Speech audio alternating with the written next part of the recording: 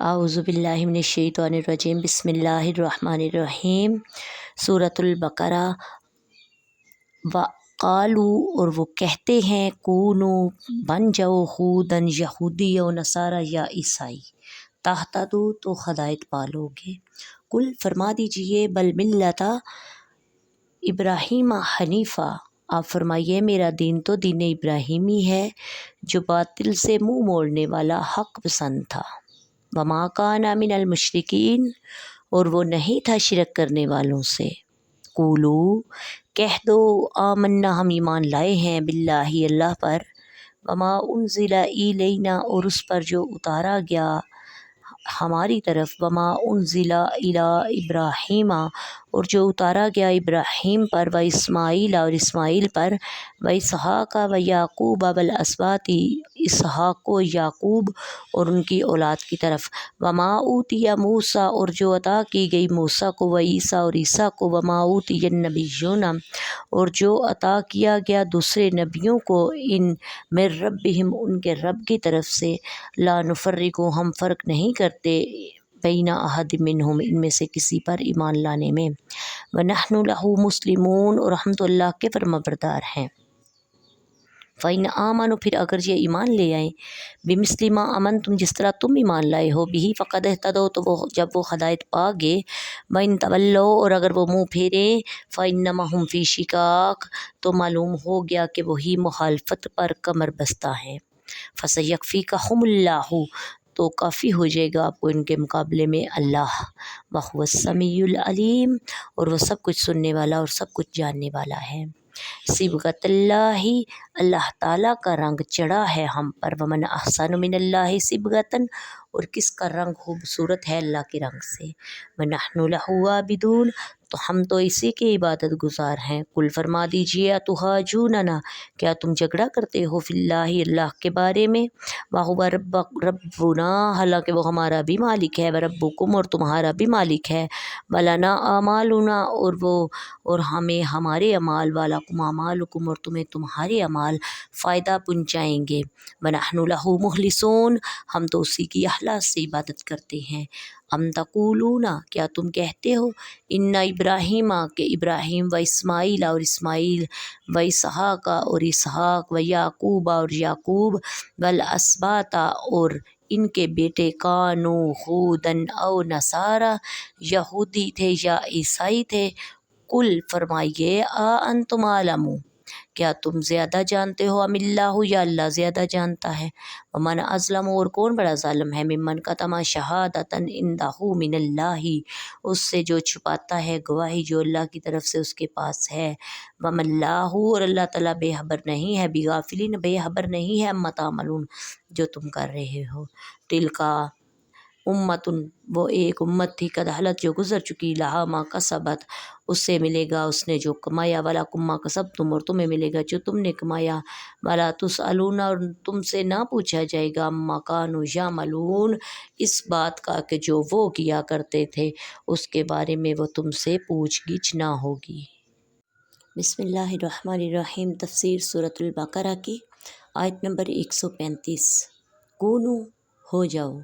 حضرت عبداللہ بن عباس رضی اللہ تعالیٰ عنہ نے فرمایا کہ یہ آیت مدینہ منورہ کے یہودی سرداروں اور نجران کے عیسائیوں کے جواب میں نازل ہوئی۔ یہودیوں نے تو مسلمانوں سے کہا تھا حضرت موسیٰ علیہ السلام تمام انبیاء میں سب سے افضل ہے، توریت تمام کتابوں سے افضل ہے، اور تمام دینوں میں سے سب سے اعلیٰ دین یہودیوں کا ہے۔ اس کے ساتھ انہوں نے سید کائنات محمد مصطفیٰ صلی اللہ علیہ وآلہ وسلم، انجیل شریف اور قرآن شریف کے ساتھ کفر کر کے مسلمانوں سے کہا کہ یہودی بن جاؤ۔ اس طرح نصرانیوں نے بھی اپنے دین کو حق بتا کر مسلمانوں سے نصرانی ہونے کو کہا تھا۔ اس پر یہ آیت نازل ہوگی، بل ملت ابراہیم، بلکہ ابراہیم کا دین۔ ارشاد فرمایا، ابراہیم، آپ یہودیوں اور عیسائیوں کو جواب دے دیں کہ جب کسی کی پیروی ضروری ہے تو ہم حضرت ابراہیم علیہ السلام کے دین کی کرتے ہیں، جو کہ تمام فضائل کا جامعہ ہے۔ حضرت ابراہیم علیہ السلام ہر باطل سے جدا تھے، وہ مشرکوں میں سے نہ تھے۔ اس میں اشارتاً یہودیوں میں عیسائیوں کو اور تمام لوگوں کو کہا گیا جو مشرک ہونے کے باوجود ملت ابراہیمی کی پیروی کا دعویٰ کرتے تھے، کہ یہ لوگ اپنے آپ کو ابراہیمی بھی کہتے ہیں، شرک بھی کرتے ہیں، حالانکہ ابراہیمی وہ ہے جو حضرت ابراہیم علیہ السلام کے دین پر ہو۔ حضرت ابراہیم علیہ السلام مشرک نہ تھے، بلکہ تم مشرک ہو تو ابراہیم کیسے مشرک ہو سکتے ہیں؟ قولو، تم کہو۔ یہاں انبیاء کرام علیہم الصلاۃ والسلام سے متعلق چند باتیں یاد رکھیں۔ تمام انبیاء علیہ الصلاۃ والسلام اور تمام کتابوں پر ایمان لانا ضروری ہے۔ جو کسی ایک نبی یا ایک کتاب کا انکار کرے گا وہ کافر ہے۔ البتہ انبیاء کرام کی تعداد مقرر نہ کی جائے، کیونکہ انبیاء کرام کی تعداد کسی قطعی دلیل سے ثابت نہیں ہے۔ انبیاء کرام کے درجوں میں فرق ہے، جیسا کہ تیسرے پارے کے شروع میں ہے، مگر ان کی نبوت میں فرق نہیں ہے۔ انبیاء کرام میں فرق کرنے سے منع کیا گیا، وہ اس طرح کہ بعض نبیوں کو مانے اور بعض کو انکار کرے۔ یہ بھی معلوم ہوا کہ سارے نبی نبوت میں یکساں ہیں، کوئی عارضی، ضلعی یا بروزی نبی نہیں، بلکہ قادیانی کہتے ہیں بلکہ سب سے اصلی نبی ہیں۔